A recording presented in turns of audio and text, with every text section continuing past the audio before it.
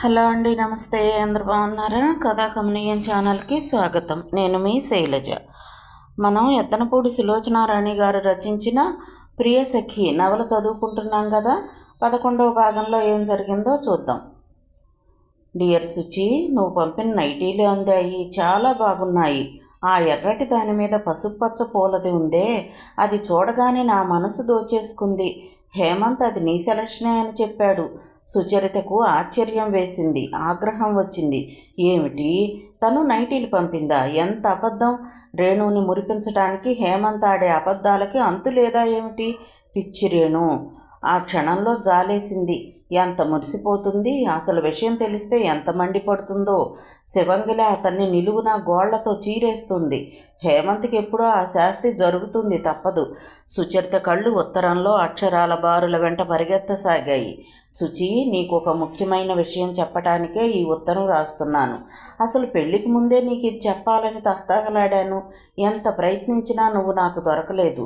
ఆ కుందన్ షా గారు ఉన్నారే, ఆయన ఒక మాంత్రికుల్లా నిన్ను మా నుంచి ఎత్తుకుపోయారనిపిస్తుంది. ఆయన నిన్ను పుష్పక విమానం ఎక్కించినట్టు దేశమంతా తన వెంట తిప్పేస్తున్నాడు. నువ్వేమో సత్రం భోజనం మఠం నిద్ర అన్న సన్యాసిన్లా తయారయ్యావు. ఏ క్షణంలో ఎక్కడ మీరు కెమెరాలు వేసుకొని ఏ పిక్చర్స్ తీస్తుంటారో ఆ దేవుడికి కూడా తెలియదనుకుంటా.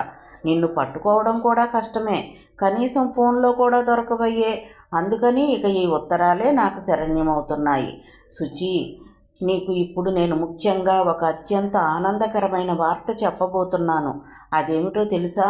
వింటే నువ్వు నాకంటే ఆనందంలో మునిగిపోతావని నాకు తెలుసు. సుచి, నేను తల్లిని కాబోతున్నాను. ఎలా ఉంది ఈ కబురు? గొప్ప థ్రిల్లింగ్గా లేదు?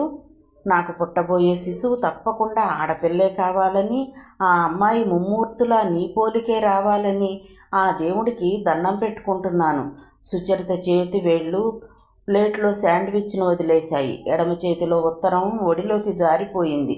రేణు తల్లి కాబోతోందా? సుచరిత గుండెలు కుచించుకుపోతున్నాయి. అంతులేని అగాధంలోకి జారిపోతున్న భావన చుట్టేసింది. పెళ్ళై ఇంకా నెలన్నరైనా దాటలేదు.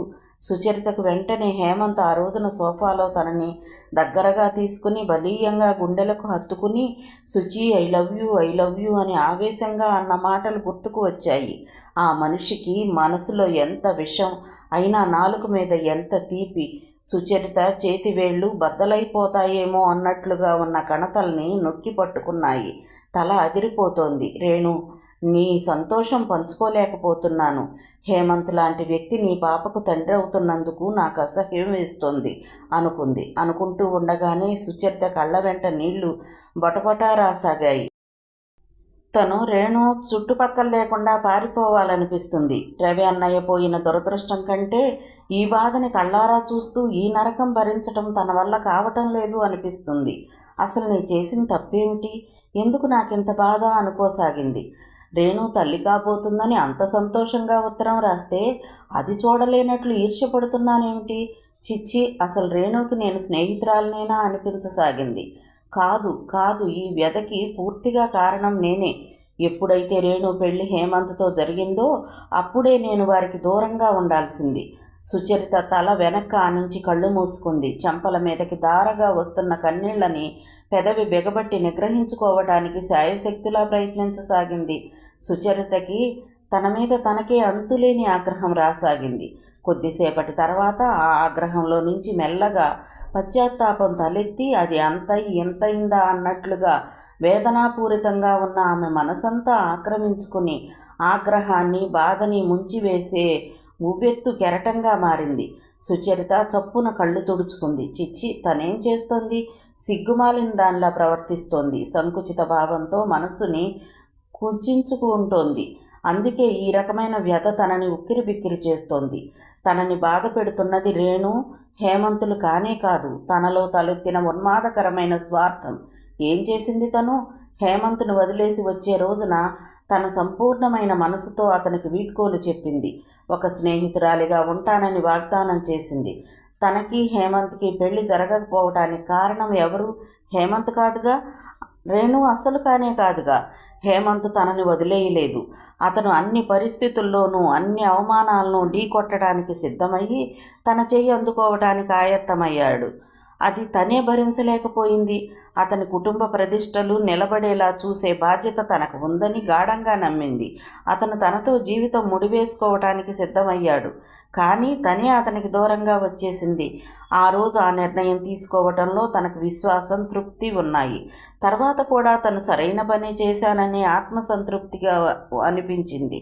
తన మూలంగా అతని ఇంటి పేరు, చెల్లెలి జీవితం ఒడిదుడుకులకు గురి అయితే అది మాత్రం తనకి ఆనందంగా ఉండేదా? ముమ్మాటికి ఉండేది కాదు. రేణు పెళ్లి హేమంత్తో జరగటం చాలా యాదృచ్ఛికం. తనేగా రేణు దగ్గర నుంచి బొంబాయి వచ్చే ముందు హేమంత్ ఫోటో చూపించి ఇతన్ని చేసుకో అని సిఫార్సు చేసింది. తన మాట రేణు మీద పనిచేసి ఉండవచ్చు. ఇక్కడికి వచ్చిన తర్వాత తను హేమంత్ పెళ్ళి రేణుతో సెటిల్ అయిందని తెలియకుండా తను రాసిన ఉత్తరమే ఈ పెద్ద తప్పు. దాని ఫలితమై హేమంత్ ఈ బలహీన ప్రవర్తనకి కారణమై ఉండవచ్చు.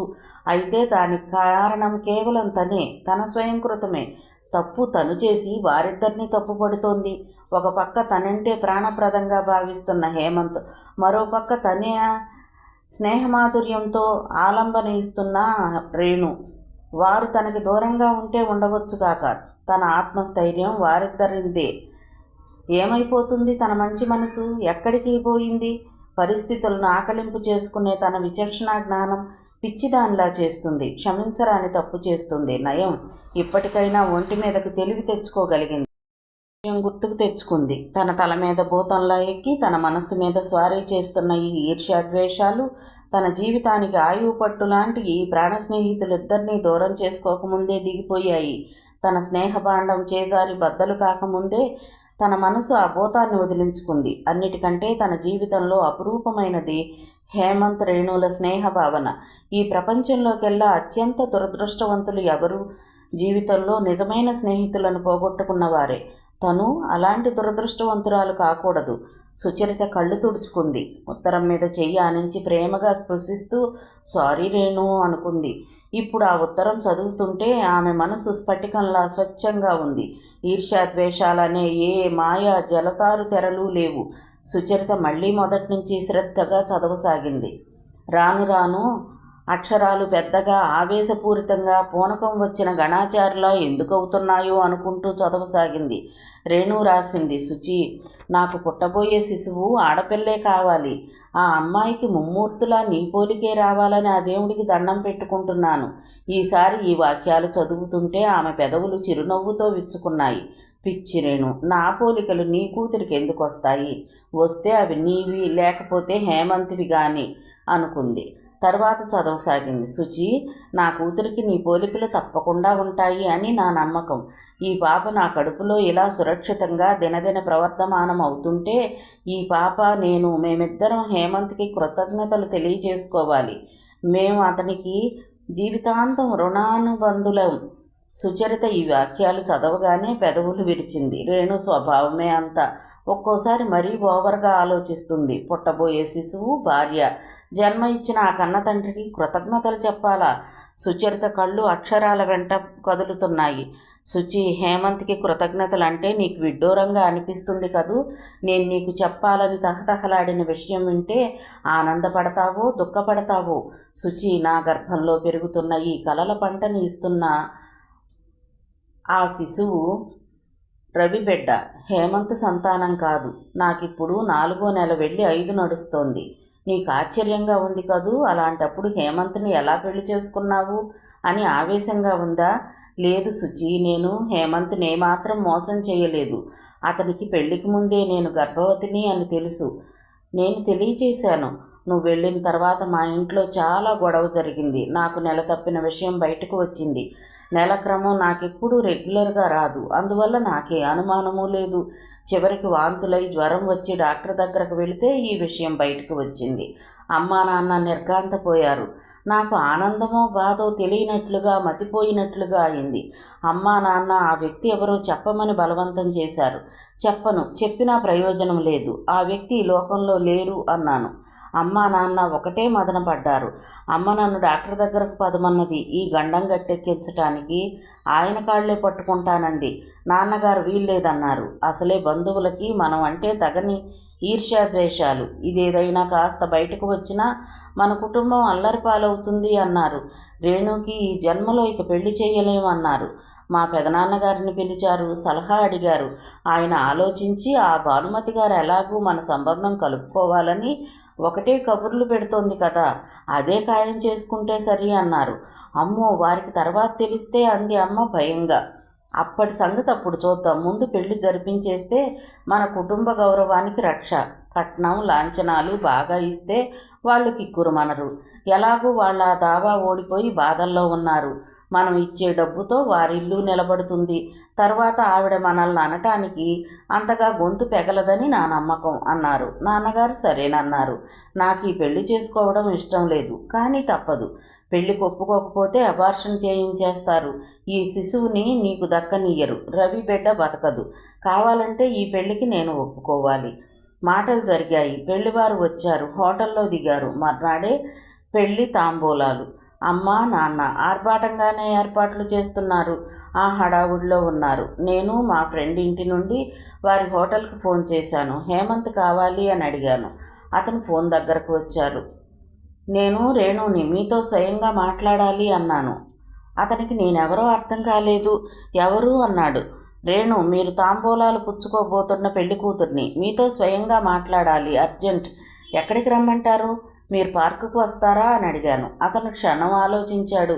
అతని తల్లి చెల్లెలు బంధువుల ఇంటికి వెళ్ళారని, తాను ఒంటరిగా ఉన్నానని, హోటల్కి రమ్మని చెప్పాడు. ఇప్పుడు ఎవరు రారని హామీ ఇచ్చాడు.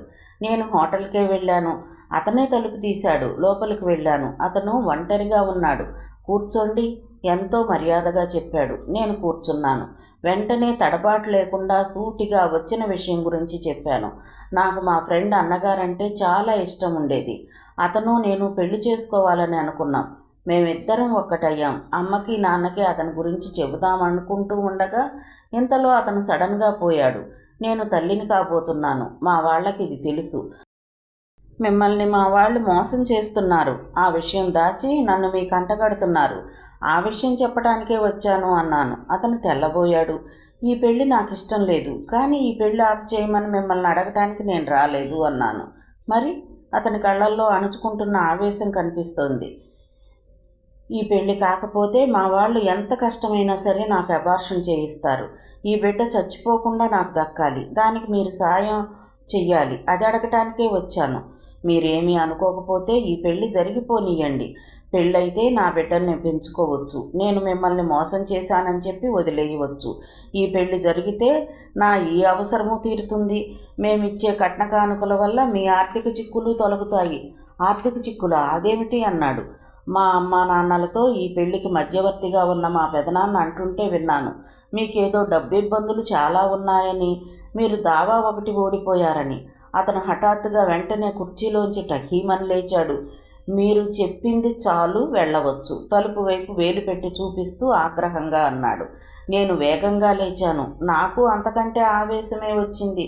అవును, మిమ్మల్ని మోసం చేసి ఉంటే చాలా బాగుండేది. నిజం నిక్కచ్చిగా చెప్పాను కాబట్టి గెంటుతున్నారు. చూడండి, మీరు చదువుకున్నవారు, చాలా మంచివారని మా పెదనాన్న ఒకటే మీ గురించి స్తోత్రపారాయణ చేస్తుంటే మీ గురించి గొప్పగా ఊహించుకుని అర్థం చేసుకుంటారేమో అనే ఆశతో వచ్చాను. అసలు రవి బ్రతికి ఉంటే నాకు ఈ తిప్పలే ఉండేవి కావు. అది నా దురదృష్టం. మా బిడ్డను దక్కించుకోవాలనే తాపత్రయమే నన్ను ఇంత సిగ్గులేని దానిలా మీ దగ్గర దేవిరింపుగా రావలసి వచ్చింది అంటూ ఉండగా నా కళ్ళలోకి నీళ్లు వచ్చేశాయి. నాకు ఏడుపు ఆపుకోవటం ఇక సాధ్యం కాలేదు. నా ఆశ పేక మేడలా కూలిపోతుందనిపించింది. రవా అన్నాడు అతను. ఏ ఊరు అతనిది అడిగాడు. మీ హైదరాబాదే. నా ఫ్రెండ్ సుచరిత అని ఉంది. ఆ అమ్మాయి అన్నయ్య అతను. మేము ముగ్గురం కలిసి బ్రతకాలని ఆశపడ్డాం. భగవంతుడు నిర్దయుడు. రవిని మా నుంచి దూరం చేశాడు. ఏమిటి? అతను అప్పటికే చప్పున నా దగ్గరకు వచ్చేశాడు. నేను వెళ్తున్నాను. మీరు ఒక అవసరంలో ఉన్నారు, నేను ఇంకో అవసరంలో ఉన్నాను. మా డబ్బు మీకు ఉపయోగపడుతుంది, మీతో పెళ్ళి నాకు ఉపయోగపడుతుంది. ఉన్న నిజం చెప్పి స్ట్రైట్గా అడిగేద్దామని వచ్చాను. మోసం చేసే వాళ్లను నేను అసహ్యించుకుంటాను. అలాగే నేను ఆ పని చేయకూడదు అనుకున్నాను. అందుకే దాపరికం లేకుండా మీకు చెప్పేశాను. ఇంటికి వెళ్ళి మా అమ్మా నాన్నలకి ఈ పెళ్ళి నాకు ఇష్టం లేదని చెప్పేస్తాను. ఇక చావు ఒక్కటే నాకు దగ్గర. నేను వెళ్ళిపోతుంటే అతను వచ్చి చటుక్కున నా చెయ్యి పట్టుకున్నాడు. మీరు ఇలా కూర్చోండి, మీరు ఒకసారి అలా చెప్పేయడంతో నా మతిపోయింది. కొన్ని నిజాలు జీర్ణించుకోవటానికి టైం పడుతుంది కదా, రండి కూర్చోండి ప్లీజ్ అర్థింపుగా అన్నాడు. నేను అతని కళ్ళల్లోకి సూటిగా చూశాను. అతని ముఖంలో ఇప్పుడు ఆవేశం, కోపం అణుమాత్రం కూడా లేవు. బహుశా నేను వెళ్ళిపోతానని బెదిరించడం అతన్ని దారిలోకి తెచ్చింది కాబోలు అనుకున్నాను. కాఫీ తాగుతారా అన్నాడు. ఓహో తాగండి, పర్వాలేదు, మనం మాట్లాడాలి కదా అంటూ అతను బాయ్ని పిలిచి కాఫీలు తెమ్మని చెప్పాడు. అతను క్షణంసేపు మౌనంగా ఉండి తరువాత అన్నాడు, చూడండి, నేను ఆలోచిస్తున్నాను. మీరు చెప్పింది నాకు చాలా సబబుగానే ఉంది. ఆర్థికంగా నాకు ఇబ్బంది ఉన్నమాట నిజమే. మీరు నాకు ఉపయోగపడినట్లే మీరు కోరిన విధంగా నేను మీకు ఉపయోగపడతాను. నేను కాగితం రాసి తెచ్చాను అన్నాను. అలాంటివేవీ అవసరం లేదు అన్నాడు అతను. నాకు చాలా అవసరం. నేను మీతో కాపురం చేయాలని ఈ పెళ్లి చేసుకోవటం లేదు. నా పాపకు తండ్రి, ఒక ఇంటి పేరు కావాలని చేసుకుంటున్నాను. తర్వాత వదిలేస్తాను. అది తర్వాత తలనొప్పి అవదు. ఈ రోజుల్లో పెళ్ళైన మరుక్షణమే విడిపోతున్న భార్యాభర్తలు ఎంతమంది లేరు? నేను ప్రసవించిన 3వ నెలలోపే డైవర్స్ తీసేసుకుంటాను. అతను తల ఊపాడు. నేను బ్యాగ్ తెరిచి కాగితం అందించాను. దానిలో ఈ పెళ్ళి ఎందుకు చేసుకుంటున్నానో స్పష్టంగా రాశాను. అతను అది చదివాడు. మీరు అన్ని ప్రయత్నాలు చేసుకునే వచ్చారన్నమాట అన్నాడు. అవును, నా జాగ్రత్త నాది అన్నాను. అందులో చివర ఒక మార్పు చెయ్యాలి అన్నాడు పెన్ తీస్తూ. ఏమిటది? మీకు డైవర్స్ ఇచ్చేటప్పుడు మీరు ఇచ్చే కట్నం డబ్బు మీకు తిరిగి ఇచ్చేయమని, అప్పుడు నాకు చేత కాకపోతే అది తర్వాత వడ్డీతో సహా మీకు చెల్లించాలి. అది నేనేం కోరటం లేదే, నేను పెడుతున్న షరతు ఇది. అతను చివరిలో ఆ వాక్యాలు రాశాడు. ఇద్దరం అందుకు అంగీకరిస్తున్నట్టు సంతకం చేశాం. నేను కాగితం తీసుకుని బ్యాగ్లో పెట్టుకుంటూ, థ్యాంక్ యూ, నాకిప్పుడు చాలా నిశ్చింతగా ఉంది. నేను, నాకు పుట్టబోయే బిడ్డ మీకు ఆజన్మాంతం కృతజ్ఞులం. నాకు కూడా చాలా ఆనందంగా ఉంది అన్నాడు అతను. మీకెందుకు అన్నానే కానీ అతని ఆర్థిక బాధ తీరినందుకు అని నాకు అర్థమవుతూనే ఉంది. ఈ విషయం ఎవ్వరికీ తెలియాల్సిన అవసరం లేదు అన్నాను. నేనెవ్వరికీ చెప్పను అన్నాడు. ప్రామిస్ అన్నాను. ప్రామిస్ అన్నాడు అతను. నేను చాలా సంతోషంగా ధైర్యంగా ఇంటికి వచ్చాను. ఆ మర్నాడు వాళ్ళు వచ్చారు. తాంబూలాలు పుచ్చుకునే కార్యక్రమం పూర్తయింది. హేమంత్కి తెలియచేయటం నా మనస్సుకి విశ్రాంతిగా ఉంది. ఇక నా స్థితి బయటికి పొక్కినా నాకేం భయం లేదు. ఆ రాత్రి నేను నిశ్చింతగా పడుకున్నాను. పొట్ట మీద చెయ్యి ఆనించుకుంటూ అనుకున్నాను, నా పాపకి ఇక తండ్రి లేని బిడ్డ అనే అవమానం ఉండదు. పెళ్లిగాని పిల్లకి పుట్టింది అనే అపవాదు రాదు. సంఘం చేదరించుకుంటుందేమోననే భయమూ లేదు. శుచి, ఇప్పుడు అర్థమైందా? రవిని అంత ఇష్టపడిన నేను వెంటనే ఇంకో వ్యక్తితో పెళ్లికి ఎందుకు స్థిరపడ్డానో ఇప్పుడు నీకు బాగా అర్థమవుతుందా? నా పాపకి నీ పోలికలు రావాలని ఎందుకన్నానో? శుచి, నేను హైదరాబాదు వచ్చినప్పుడు మొదటి రోజు ఊరంతా తిరిగి వచ్చి పొద్దుపోయే వరకు మీ ఇంట్లో ఉన్నాను. ఆ రోజు రవిని నేనే రెచ్చగొట్టాను. మర్నాడు సాయంత్రం కూడా అంతే. 3వ రోజు ఇక వెళ్ళిపోతాను కదా అని ఆ మధ్యాహ్నం ఇంట్లోనే ఉండిపోయాం. ఈ మాట నీకు చెప్పలేక పెళ్ళంటూ తొందరపడిపోయాను. నాకు మా ఊరు వచ్చిన తర్వాత నా గురించి రవి ఏమనుకుంటాడో అని భయం వేసింది. ఇలా జరిగినంత మాత్రాన పెళ్లి గురించి ఆలోచించాలా అంటాడేమో. నేనే తొందరపడిపోయానని అతనికి నా వ్యక్తిత్వం పట్ల అపనమ్మకం ఏర్పడిందేమో అని భయం వేసింది. శుచి, నేను హేమంత్ భార్యనే, కానీ నా మనసు క్షణక్షణం రవిని గుర్తు తెచ్చుకుంటూ అతని జ్ఞాపకాలతోనే కాపురం చేస్తోంది. హేమంత్ మంచివాడు. నేను అతను అన్యోన్యంగానే ఉంటాం. మా ఇద్దరి మధ్య అరమరికలు లేవు. నేను అతనికి భార్యగా కంటే ఆ ఇంటికి కోడలిగా నా బాధ్యత బాగానే నెరవేరుస్తున్నాను. హేమంత్ కిందటి నెలే నన్ను డాక్టర్ దగ్గరకు తీసుకువెళ్ళాడు. నాకు నెల తప్పింది. ఎన్ని నెలలు అని తెలియగానే మా అత్తగారు ఆడపడుచులు ముఖాలు చూసుకున్నారు. ఇదేమిటి? మా అత్తగారు నన్ను నిలదీసింది. మీ అబ్బాయిని అడగండి అన్నాను. ఆవిడ అడగలేదు. కడుపు చించుకుంటే కాళ్ళ మీద పడుతుందని పాపం భయం. కట్నకానుకలు ఘనంగా తెచ్చిన గారాల కోడల్ని. పాపం పరువు ప్రతిష్టలకు ప్రాణం పెట్టే కుటుంబం. నేను తెచ్చిన డబ్బు ఆవిడ నోరు మూయించింది. లేకపోతే నన్ను బ్రతకనిచ్చేదా? హేమంత్ నా మీద ఏగబాలనీయడు. అతను ప్రేమగా చూడటం వాళ్ళకి కంటగింపుగానే ఉంది. ఏమీ అనలేరు. 10 రోజులుండి పబ్బం గడుపుకొని వెళ్ళేదాన్ని. వారితో నాకు గొడవలెందుకు? నేను మా అత్తగారితో ఆడపడుచుతో స్పర్ధలు రాకుండా ఆప్యాయంగానే ఉంటాను. శుచి, నా మనసులో భారం ఇప్పుడు దిగిపోయింది. నువ్వు నాకు ఒంటరిగా దొరకటం లేదు. ఆ రోజు పెళ్లికి వచ్చి చెప్పకుండా వెళ్ళిపోయావు. ఎప్పుడు చూసినా పని మీద ఊళ్ళు తిరుగుతూ ఉంటావు. శుచి, పుట్టబోయే పాప కోసం ఈ ప్రపంచం అంతా అలంకరించి సిద్ధం చేసి స్వాగతం చెప్పాలనిపిస్తుంది. ఏం పేరు పెడతావో మేనత్తవి నీ ఇష్టం. డెలివరీ టైంకి మాత్రం నువ్వు ఎన్ని పనులున్నా సరే నా దగ్గరే ఉండాలి.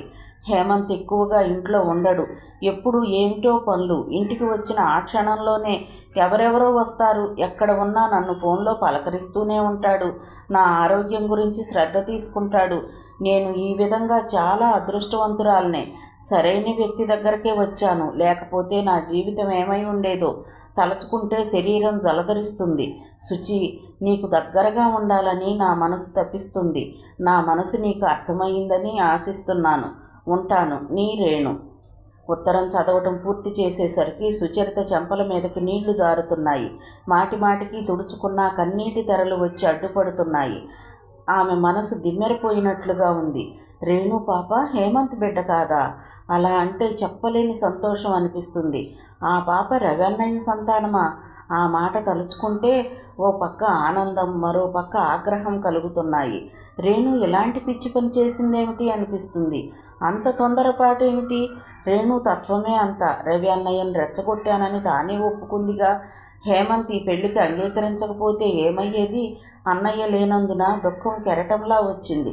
అసలు రవి అన్నయ్యే ఉంటే ఈ సమస్యలే ఉండేవి కాదేమో. ఒక వ్యక్తి మరణం తమ ముగ్గురు జీవితాలను ఎలా అస్తవ్యస్తం చేసిందో. కొద్దిసేపు అయ్యేసరికి సుచరిత మనసు క్రమంగా కుదుటపడింది. హేమంత్ రేణుకి తన గురించి, అన్నయ్య గురించి ఏమీ చెప్పలేదు. రవి అన్నయ్య సంతానం ఈ లోకంలో తలవంచకుండా నిలబడటానికి మార్గం సులభతరం చేశాడు. సుచరిత మనసుని అగాధాల్లోకి లాగుతున్న భారం ఏదో విడిపోయి బంధవిముక్తి అయినట్లుగా తేలికపడింది. ఒకరోజు నువ్వే సిగ్గుపడతావు అన్న హేమంత్ మాటలు గుర్తుకు వచ్చాయి. నీకు దగ్గరగా ఉండటానికే నేను రేణుని పెళ్లి చేసుకున్నాను అన్న అతని మాటలు గింగురుమని వినిపిస్తున్నాయి. రేణు ఆ రోజు పెళ్లినాడు జాగ్రత్తగా మెట్లెక్కటం గుర్తుకు వచ్చింది. నేను రవి కోసమే బ్రతుకుతున్నాను అని పెళ్లికి ముందు రాసిన ఉత్తరంలో విషయం జ్ఞాపకం వచ్చింది. సుచరితకి ఆ క్షణంలో రేణుని పలకరించాలనిపించింది. హేమంత్తో మాట్లాడాలని కూడా మనసు తహతహలాడుతోంది. వెళ్ళి ఫోన్ చేసింది. రేణు పిలిచింది. రేణు మాట్లాడలేనట్లు ఆగిపోయింది. ఉత్తరం అందిందా? శుచి, నీకు తెలియకుండా ఉంచినందుకు నా మనసు ఎంత క్షోభపడిందో చెప్పలేను, డగ్గుత్తికతో అంది. అది నీ తప్పు కాదుగా, నేనే నీకు దొరకలేదు. శుచి, ఇక్కడికి 4 రోజులు రాకూడదు. మంగళవారం సిలోన్ వెళ్తున్నాను. అక్కడ ఒక మీటింగ్ ఉంది. తిరిగి వచ్చిన తర్వాత వస్తాను. 1 వారం రోజులు నీ పనులు మర్చిపోయి నా దగ్గరకు రా. అలాగే. కాస్త ఆగి అడిగింది. హేమంత్ ఉన్నాడా? లేడు. పని మీద నాగార్జున సాగర్ వెళ్ళాడు. రాత్రికి వచ్చేస్తాడు. అడిగానని చెప్పు, ఫోన్ చేశానని చెప్పు. అలాగే. ఉండనాయిక. Good night. రేణు, జాగ్రత్త సుమా. ఏమిటి? నా మేనకోడలు. ఓ రేణు ఫక్కున ఆనందంగా నవ్వింది. సుచరితకి సంతోషంగా అనిపించింది. గుడ్ నైట్ అంటూ ఫోన్ పెట్టేసింది. ఆమె వచ్చి పడుకుంది. హేమంత్ మంచి పనే చేశాడని అనిపించసాగింది. అతనంటే ఉన్న గౌరవాభిమానాలు రెట్టింపయ్యాయి. సుచరిత వాళ్ళు సిలోన్ వెళ్ళేది ఆ రోజునే. సుచరితతో పాటు పనిచేసే మాధురి బేనాకేర్ ఎంతో ఉత్సాహంగా ఉంది. 2 వారాల ముందు నుంచే వాళ్ళిద్దరూ ఎప్పుడు చూసినా ఈ ప్రయాణం గురించిన కబుర్లే. సిలోన్ వెళ్ళటం వారికి ఇదే ప్రథమం. అందులో కుందన్ షా గారు ఆడపిల్లలకు మరీ స్వతంత్రం ఇస్తారు. పని మాత్రం బాగా చేస్తే చాలు. ఆయన తండ్రి కంటే మిన్నగా చూస్తారు. సుచరితకు కూడా దేశం విడిచి వెళ్ళటం ఇదే మొదటిసారి. కానీ ఎందువల్లనో మాధురి బేనా వాళ్లతో ఉత్సాహంగా కలవలేకపోతుంది. ఈ ప్రయాణం కూడా ఒక డ్యూటీయే కదా అనిపిస్తోంది. మనసు ఎప్పుడు తనకి కుందన్ షాజీ నిర్దేశించిన పని సక్రమంగా, సమర్థవంతంగా ఎలా నిర్వర్తించగలనా అని ఆలోచిస్తుంది తప్ప అక్కడ ఏ రకమైన ఆనందం పొందుదామా అని ఎదురు చూడదు. సుచరిత అందరూ ఎయిర్పోర్టుకు వెళుతుంటే మాధురి బేనా గలగలా మాట్లాడేస్తుంటే ట్యాక్సీలో మౌనంగా ఓ మూల కూర్చుండిపోయింది. ఆమె ఆలోచనలు అక్కడ లేవు. వారి నవ్వులు పంచుకునే స్థితిలో లేదామె. ఆమె మనసంతా రేణు చుట్టూయే తిరుగుతోంది. రేణు రవి బిడ్డకు తల్లి అయ్యానని ఎప్పుడైతే చెప్పిందో అప్పుడే తామిద్దరి మధ్య ఉన్న స్నేహబంధం మరింతగా పటిష్టమయ్యి విడదీయరాని అనుబంధం అయిపోయినట్లుగా అనిపిస్తోంది. రేపు పుట్టబోయే శిశువు గురించి సుచరిత మనసు నిండా ఆనందకరమైన ఆలోచనలు ఊపిరికొంటున్నాయి. మగపిల్లవాడు పుడితే ఎంత బాగుంటుందో అనిపిస్తుంది. రేణుకి ఇలా సాయం చేసిన హేమంత్కి గౌరవాభిమానాలే కాదు, రేణుతో పాటు తాను కూడా రెట్టింపుగా రుణపడి ఉన్నట్లే అనిపిస్తోంది. హేమంత్ గుర్తుకు వస్తే పెదవుల మీద చిరు తరహాసం వస్తోంది. అతను ఎక్కువగా మాట్లాడు, మరీ ఆవేశం వస్తే తప్ప, లేకపోతే ఎప్పుడూ అతను ఒక నిశ్శబ్ద తీరం, రేణు ఒక కల్లోల కెరటం. ఎప్పుడూ ఆమె చేసే పనులలో, మాట్లాడే మాటల్లో, ఏర్పరచుకునే అభిప్రాయాల్లో తీవ్రమైన వేగం, తల పగలగొట్టుకునేంత తాకిడి ఉంటాయి. రేణు ఆ రాత్రి తర్వాత ఆ మర్నాడు తానే ఫోన్ చేసింది. మళ్ళీ మర్నాడు చేస్తే వాళ్ళ ఫోన్ చెడిపోయింది. తర్వాత ఎన్నిసార్లు చేసినా పలకలేదు. ట్రంక్ కాల్ చేస్తే ఫోన్ ఫాల్ట్ అని చెప్పారు. సుచరితకి తాను సిలోన్ వెళ్లే ముందు ఓసారి హేమంత్ గొంతు వినాలని ఎంతగానో అనిపిస్తోంది.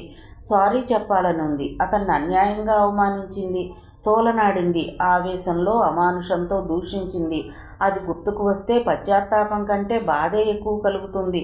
అతను ఎందుకు సహించాడా అనే వ్యధ బాధిస్తోంది. ట్యాక్సీ ఎయిర్పోర్టుకు చేరుకుంది. ఎయిర్పోర్ట్లో చెకింగ్, ప్లేన్లోకి వెళ్ళి కూర్చోవటం అంతా యాంత్రికంగా స్పృహ లేనట్లే జరిగిపోయింది. ప్లేన్లో బేనాకేర్ ఏదో చెబుతోంది. మాధురి సిలోన్లో ఏం షాపింగ్ చెయ్యాలో ఉత్సాహంగా చెబుతోంది.